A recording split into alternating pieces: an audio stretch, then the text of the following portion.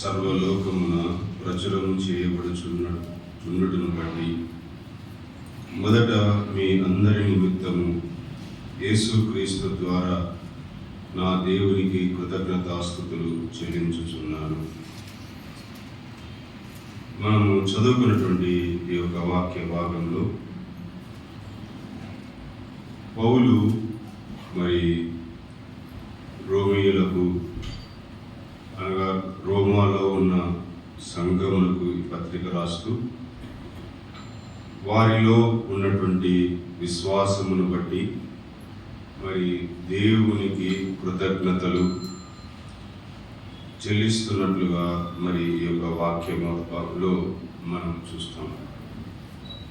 ఆ కృతజ్ఞతలలోనే మరొకటి కూడా మరి మనకు కనబడుతుంది, అది స్తుతి. మనము వాక్యంలో గమనించినప్పుడు దేవునికి కృతజ్ఞత, దేవునికి స్తుతులు, దేవుని ఆరాధించుట అనేది మనం గమనిస్తాం. ఒక విశ్వాసి యొక్క జీవితంలో ప్రాముఖ్యంగా ఉండవలసినటువంటి ఈ 3 లక్షణాలు అనగా దేవుని నుండి మేలు పొందుకున్నప్పుడు కృతజ్ఞత చెప్పుట అనేది, ఆ మేలు ద్వారా మనము అనుభవిస్తున్నటువంటి సంతోషము, సమాధానము ఏదైనా ఉండవచ్చు, దానిని బట్టి దేవుని స్తుతించుట అనేది విశ్వాసికి ఉండవలసిన లక్షణం.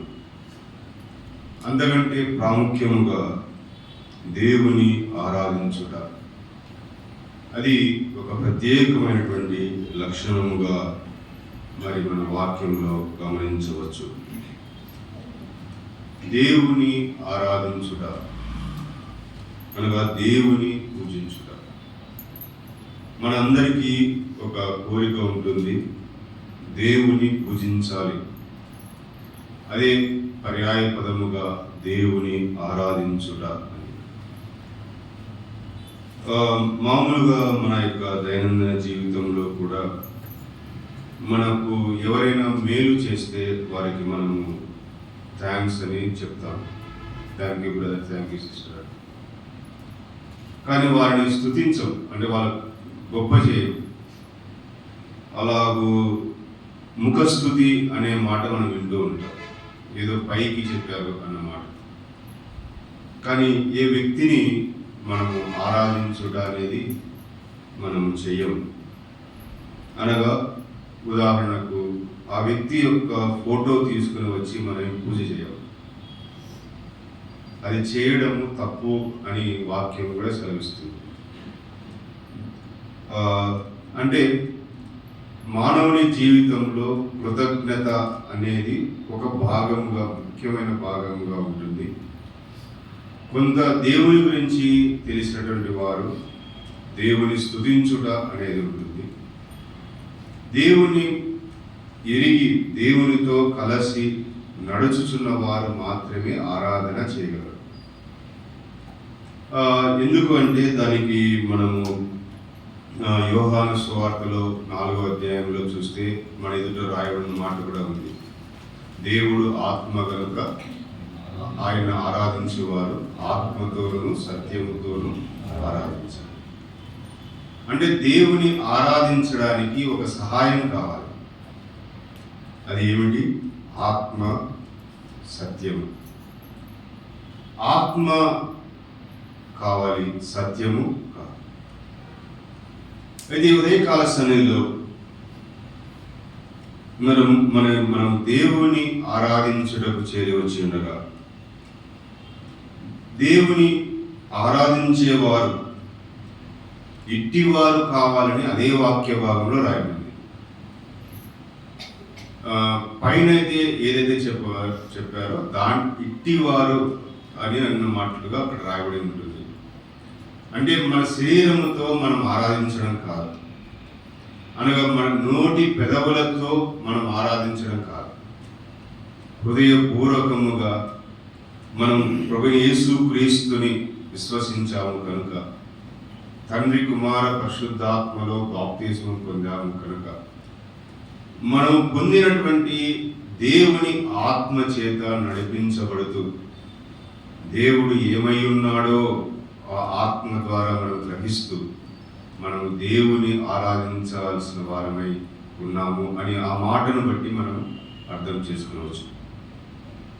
మరి ఉదయకాల సమయంలో మరి మనం చదువుకున్నటువంటి ఈ యొక్క రోమీయులకు రాసిన పత్రికలో కొన్ని లక్షణాలు దేవుడు ఏమై ఉన్నాడు అన్నది, దేవుడు మనకు ఏదో మేలు చేశాడని కాదు, లేదా ఈ వారంలో దేవుడు ఏదో సహాయం చేశాడు అన్నది కాదు.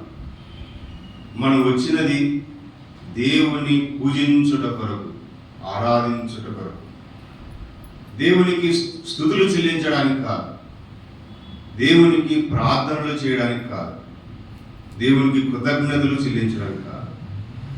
ప్రాముఖ్యముగా మరి ఈ ప్రభు దినమందు మనము వచ్చినది ఆరాధించుటకు మాత్రమే. ఇంకొక విధముగా మనం చూస్తే కేవలము దేవుని లక్షణాలను జ్ఞాపకం చేసుకుంటూనే దేవుని ఆరాధించవలసిన వారు మరి ఏది కానీ కాదు. అయితే ఆ దేవుని ఆరాధించుటకు మూలమైన వారిని మర్చిపోకూడదు. మనం కొన్నిసార్లు అటువంటి పొరపాటు కూడా జరుగుతుంది. మూలమైనటువంటి వారు ఎవరో ఈ వాక్య భాగంలో పౌలు కూడా రాస్తున్నారు. ఎవరు? యేసు క్రీస్తు ద్వారా అనేటువంటి మాట. దేవుణ్ణి వేరు చేసి యేసు ప్రభువు నుండి వేరు చేసి దేవునికి కృతజ్ఞతలు కూడా చెల్లించలేము, స్తుతులు చెల్లించలేము, ఆరాధనలు చేయలేము అన్నట్లుగా ఈ యొక్క వాక్య భాగంలో దేవునికి మనం కృతజ్ఞత చెల్లించిన, దేవుని స్తుతించిన, దేవుని ఆరాధించిన దానంతటికీ మూలము ఎవరు అన్నప్పుడు యేసుక్రీస్తు మాత్రమే. అయితే ఆరాధన దేవునికి సంబంధించింది, దానికి మూలము యేసుక్రీస్తు మాత్రమే. మరి ఉదయకాల సమయంలో ఇలాగూ ప్రభు దినమందు మరి యేసుక్రీస్తు ద్వారా దేవుని ఆరాధించుటకు చేరవచ్చిన మనం దేవుని యొక్క లక్షణాలు ఈ యొక్క రోమీయులకు రాసిన పత్రికలోనే ఒక 3 విషయాలు మనం చూసుకొని ముందుకు వెళ్దాం. 1వ అధ్యాయము 18వ వచనములో మనం చూసినట్లయితే, దుర్నీతి చేత సత్యమును అడ్డగించు మనుషుల యొక్క సమస్త భక్తిహీనత మీదను దుర్నీతి మీదను దేవుని కోపం పరలోకము నుండి బయలుపరచబడుచున్నది. మనం చదువుకున్నటువంటి ఈ యొక్క వాక్య భాగంలో దేవుని కోపము అనే మాట ఉంది. అది గమనిద్దాం. కాదు, దేవుని యొక్క కోపం ఎవరి మీద ఉంది? మనుషుల అందరి మీద ఉంది. ఆ మాట అక్కడ మనుషుల యొక్క అనేటువంటి మాట, అంటే ప్రతి మనిషి మీద దేవుని యొక్క కోపము ఉంది. అది మనం మొదటగా చూస్తే అట్లా అర్థమవుతుంది. కానీ దేవుడు యొక్క కోపము లేదా దేవుని ప్రేమ అనేది యొక్క వాక్య భాగంలో మనం గమనించవచ్చు. ఇక్కడ చదువుకున్నటువంటి వాక్య భాగము మరొకసారి చదువుతాను, మనం అందరం గమనిద్దాము.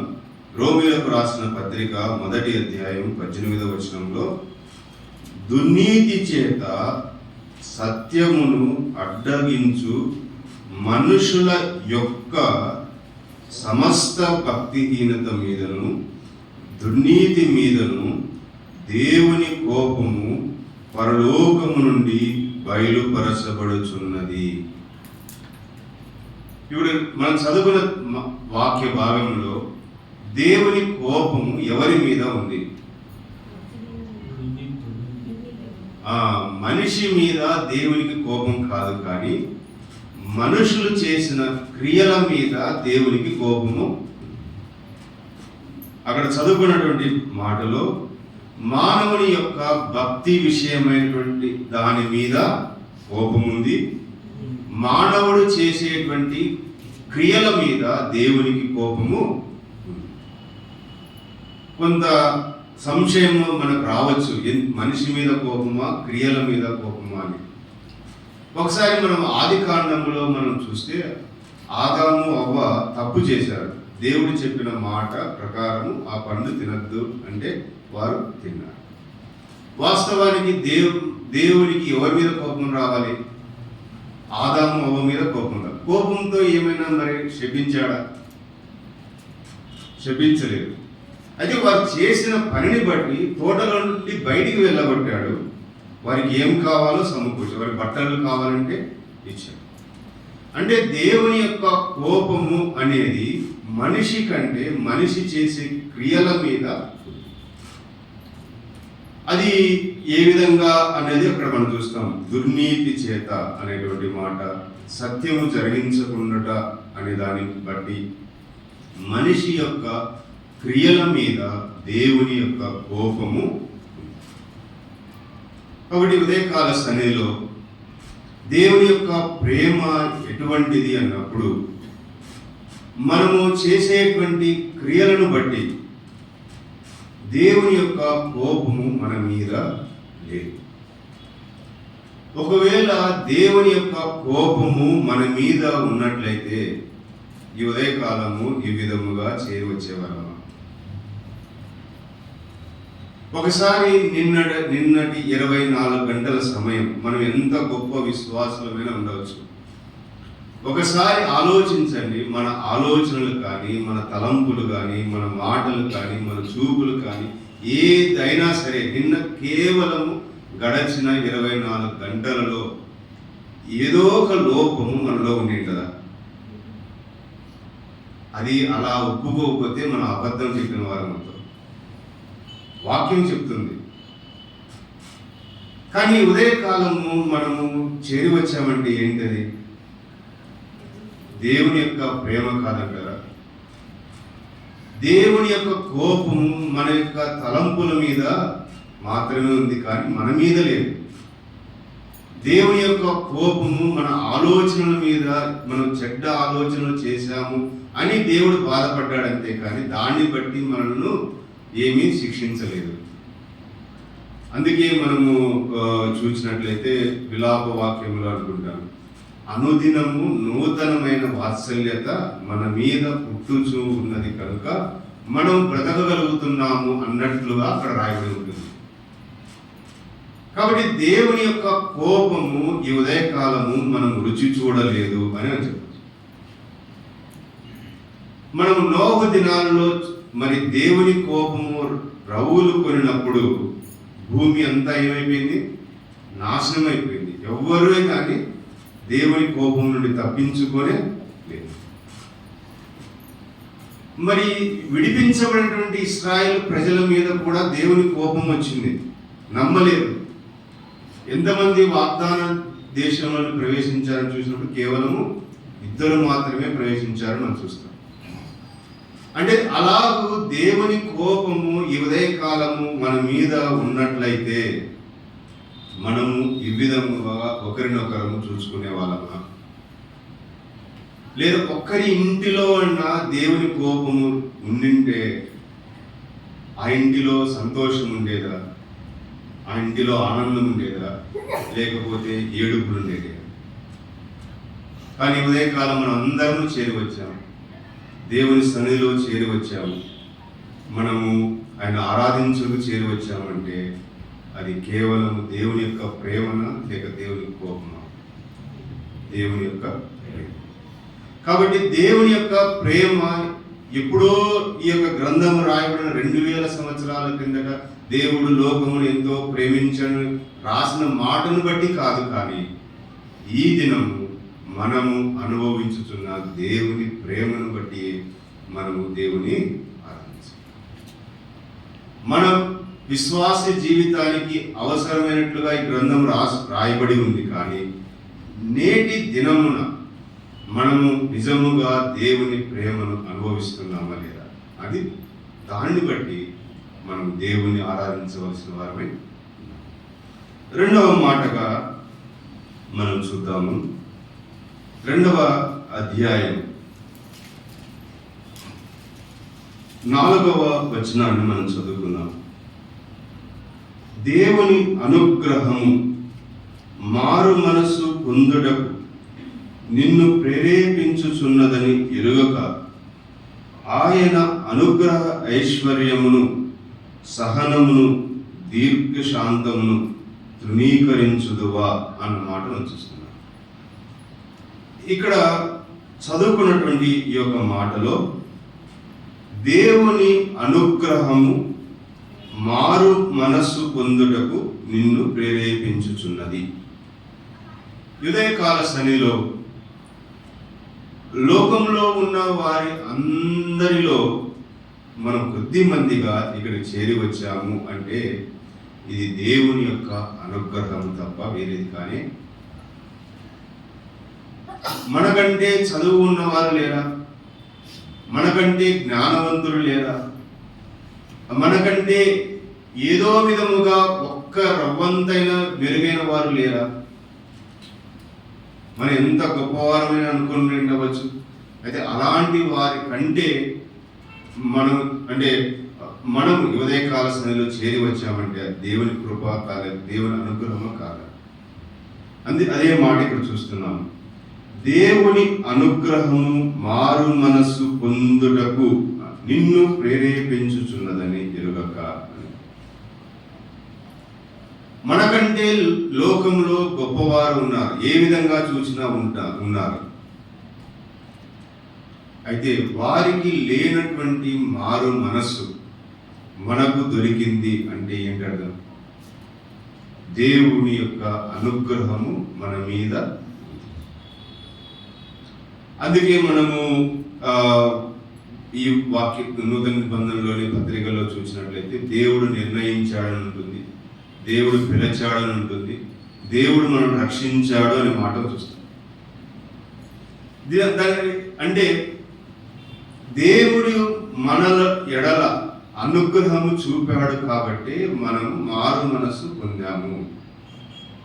ఇప్పుడు ఉదాహరణకు మన ఇంటిలో మన పిల్లలు ఉన్నారు, మనం క్రైస్తవ కుటుంబంలోనే మనం పుట్టాము, మనం రక్షించబడ్డాము.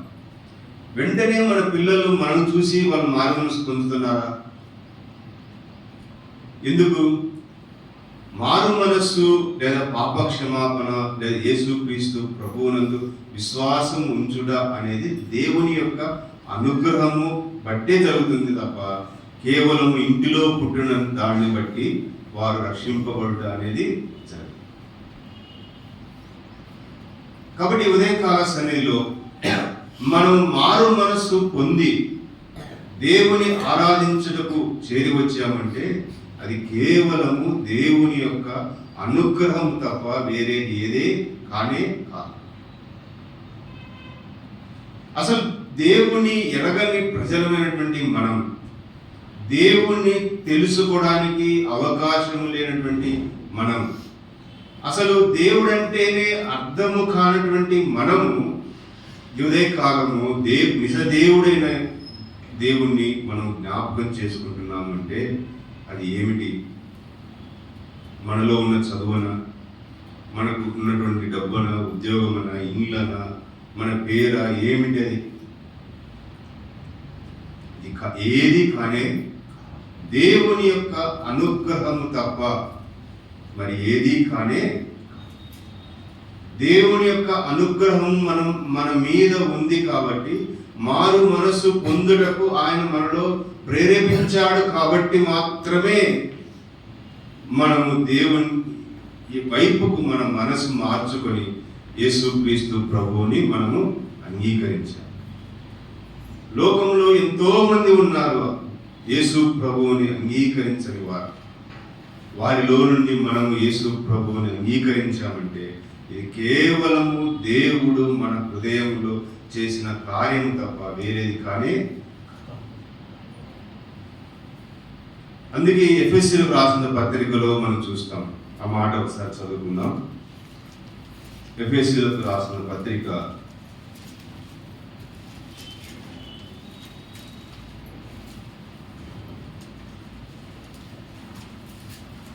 8వ వచనాన్ని మనం చదువుకుందాం. మీరు విశ్వాసం ద్వారా కృపచేతనే రక్షించబడి ఉన్నారు.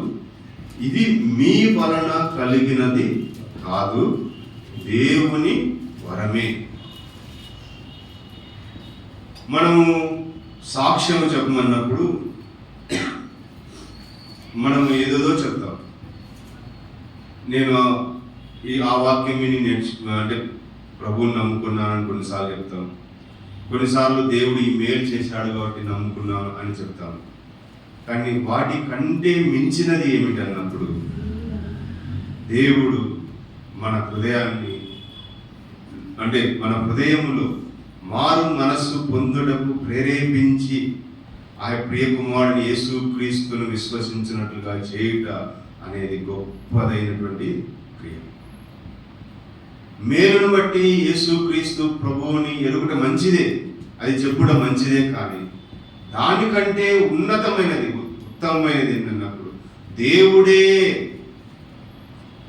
మన యొక్క హృదయములో మన మనస్సులో మార్పు కలిగించి ఆ ప్రియ కుమారుని విశ్వాసం ఉంచినట్లుగా చేశాడంటే అది ఎంత గొప్ప భాగ్యం. అలాగూ జ్ఞాపకం చేసుకున్నట ఎంత ఉన్నతమైన ఆలోచనగా ఉంది. దేవుడు నన్ను చూచి నా మనసును మార్చాడా? నాలో కలిగిన మేలును బట్టి కాదు, నాలో ఏదో నేనేదో నమ్మాను, వాక్యం విన్నాను, నమ్మాను అన్నదాన్ని బట్టి కాదు.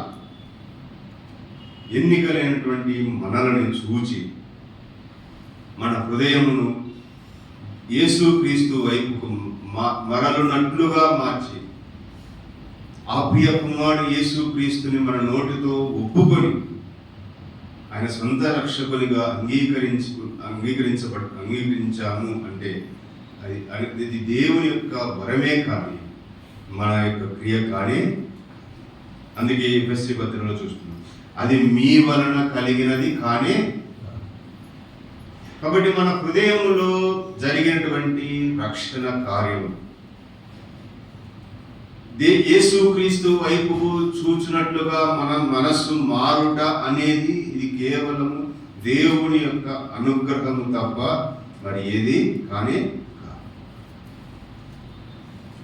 మనము ఎటువంటి బలహీనలు అంటే మన ఇంటిలో పుట్టినటువంటి పిల్లలు ఇటువైపు చూడమంటే ఇటువైపు చూసే వాళ్ళు ఎంతమంది?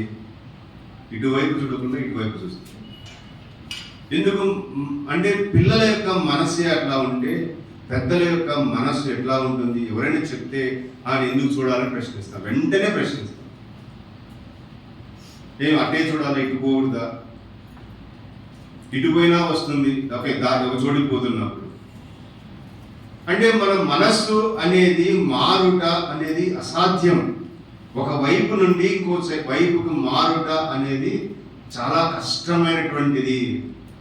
అది వేరే వారి యొక్క మాటను విని మన మనసు మార్చుకోవట అనేది చాలా కష్టమైనటువంటి పని. మన హృదయంలో ఆ పని చేయాలంటే చాలా కష్టపడతారు.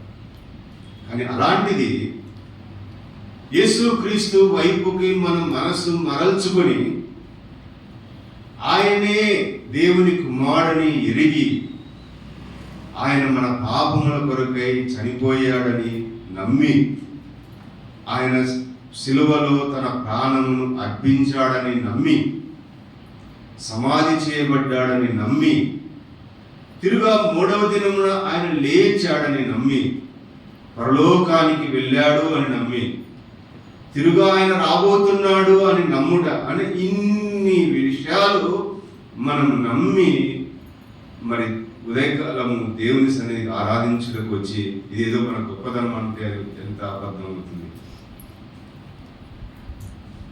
ఇంత గొప్పదైనటువంటి రక్షణ మన హృదయంలో జరిగిందంటే అది కేవలము దేవుని యొక్క అనుగ్రహము తప్ప మరి ఏది కానీ. మూడవదిగా మరి 3వ అధ్యాయం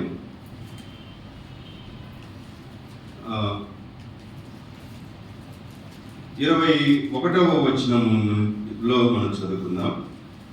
ఇట్లుండగా ధర్మశాస్త్రమునకు వేరుగా దేవుని నీతి బయలుపడుచున్నది అనే మాటను చూస్తున్నాం.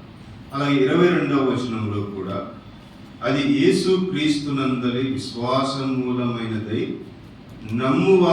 వారందరికీ కలుగు దేవుని నీతి అయి ఉన్నది అనే మాట చూస్తాం. 25వ వచనంలో మనం చూసినట్లయితే పూర్వము చేయబడిన పాపములను దేవుడు తన ఓరిమి వలన ఉపేక్షించినందున ఆయన తన నీతిని కనపరచవలనని అనే మాటను చూస్తున్నాం. తర్వాత 26వ వచనంలో చూసినట్లయితే దేవుడి మధ్య భాగంలో దేవుడి ఇప్పటి కాలమందు తన నీతిని కనపరచు నిమిత్తము అనే మాటను చూస్తున్నాం. ఇలా ఈ యొక్క అధ్యాయం అంతా మనం చూసినట్లయితే కనపడేటువంటి మాట దేవుని నీతి అనే మాట చూస్తాం. దేవుని నీతిని బట్టి మనం ఉదయకాల సమయంలో ఆరాధించుటకు చేరి వచ్చాం. మన నీతిని బట్టి కాదు, మన యొక్క క్రియలు ఎలాగ ఉన్నాయి అని మనం చూసినట్లయితే మురికి గుడ్డల వలె ఉన్నవి అని మన యెషయా గ్రంథంలో మనం చూస్తాం. మన క్రియలు, మనం చేసే పనులు ఏది కూడా న్యాయమైనది కానే కాదు, న్యాయ సమ్మతమైనవి కానే కాదు. దేవుడు విధించినటువంటి విధి అంటే దేవుడు ఇలా ఉండాలి అన్నప్పుడు మనం ఇలాగ చేయలేము కూడా. అది నీతి తప్పిన వారముగా మనము, అలా నీతి తప్పిన వారముగా ఉంటే మన దేవుని యొక్క కోపం నిరంతరం మన మీద ఉండవలసిందే. కానీ దాన్ని బట్టి కాకుండా ఆ యొక్క నీతి మనల్ని రక్షిస్తూ, దేవుని యొక్క నీతి మాత్రమే మనల్ని రక్షిస్తూ, ఆ యొక్క వాక్య భాగంలో మనం చూసినట్లయితే దేవుని నీతి దేవుని నీతి దేవుని నీతి అని మాటి మాటికి వ్రాయబడినట్లుగా మనము గమనిస్తాం. ఉదయకాల సమయంలో దేవుని నీతి మనకు ఆపాదించబడినది అనే మాట చూస్తాం. ఆ మాట మనం చూసినట్లయితే 26వ వచనంలో క్రీస్తు యేసు రక్తమందలి విశ్వాసము ద్వారా ఆయనను కరుణాధారముగా బయలుపరచెను. దేవుడిప్పటి కాలమందు తన నీతిని కనపరచు నిమిత్తం అనే మాట. దేవుడు ఇప్పటి కాలమందు తన నీతి మన పక్షముగా కనపరచుచు ఉన్నాడు. ఎవరి ద్వారా? అక్కడ మనం 22వ వచనంలో చూసినట్లయితే యేసు క్రీస్తునందలి విశ్వాసము. మనకు ఈ లోకంలో ఎవరైనా నా నీతి మీకు ఇస్తాను, ఇది మిమ్మల్ని రక్షిస్తుంది, ఇది మిమ్మల్ని కాపాడుతుంది, ఇది మిమ్మల్ని మంచివారుగా చేస్తుంది అని అనేవారు ఎవరైనా ఉన్నారా? లేక ఒకవేళ ఇచ్చినా అది మనకి ఏమైనా ఉపయోగం ఉంటుందా? కానీ యేసుక్రీస్తు ప్రభువునందు విశ్వాసం ఉంచడం ద్వారా మనకి ఏం కలుగుతుంది అని అన్నప్పుడు దేవుని యొక్క నీతి మనకు ఆపాదించబడుతూ, దీనిలో ఉన్నటువంటి మరొక అర్థం ఏంటన్నప్పుడు మన యొక్క ప్రాణము విడిచిన తర్వాత మనం దేవుని దగ్గరకు వెళ్తాము, లేదా ప్రభువు రాకడ వచ్చినప్పుడు మనం దేవుని దగ్గరకు వెళ్తాము అని మనము నిరీక్షణ కలిగిన వారమే ఉన్నాము. వెళ్ళినప్పుడు మన క్రియల గురించి దేవుడు మనల్ని అడుగుతాడు, లెక్క అడుగుతాడు. విశ్వాసులను కూడా అడుగుతాడు, ప్రభు బలిలో పాలు పొందే వారిని కూడా అడుగుతాడు లెక్క. అడిగినప్పుడు మన యొక్క ముఖం ఎలా ఉంటుంది? ప్రభువుని నమ్మిన తర్వాత మనం చేసిన క్రియలను బట్టి లెక్క అడిగినప్పుడు దేవుని ఎదుట మన ముఖము ఎలా ఉంటుంది? నవ్వు ముఖం ఉంటుందా, లేదా ముడుచుకుపోయిన ముఖం లాగా ఉంటుందా? అంటే తప్పు చేసిన వారంగా ఉంటాము.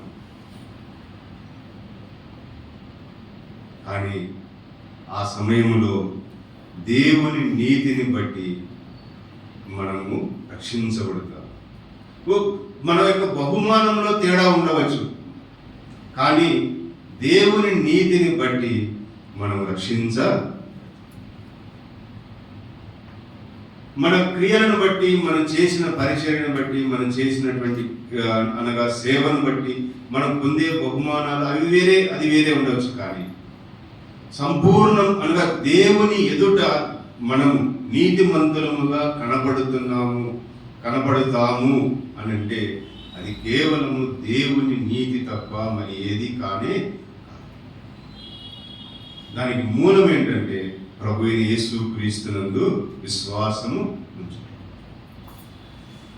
మనం యేసు క్రీస్తునందు విశ్వాసం ఉంచకుండా దేవుని నీతి నాకుంది అంటే దానివల్ల ప్రయోజనము. కాబట్టి ఉదయకాల సమయంలో దేవుని ఆరాధించుటకు చేరి వచ్చిన మనం దేవుని యొక్క లక్షణాలను బట్టి మనం ఆరాధిస్తూ ఉండగా, దేవుని ఆరాధించుటకు మూలమైనటువంటి యేసుక్రీస్తు నందు మన విశ్వాసం ఉంచినటువంటి మనం ఆయన మన ఎడలా చేసిన రక్షణ కార్యమును జ్ఞాపకం చేసుకుంటుండగా దేవుని యొక్క లక్షణాలు ఏమిటి అన్నప్పుడు దేవుని కోపము మన మీద లేదు. దేవుని యొక్క అనుగ్రహమును బట్టి మనం మారు మనసు పొందాము. దేవుని యొక్క నీతి మనల్ని సంపూర్ణంగా రక్షించేదిగా. కాబట్టి దాన్ని బట్టి మన ప్రియ కుమారుని జ్ఞాపకం చేసుకుంటూ ఆ ప్రియ కుమారుని ద్వారా దేవుని ఆరాధించుదాం. అలాగ చేయుటకు పరిశుద్ధాత్మ దేవుడు సహాయం చేయగాక.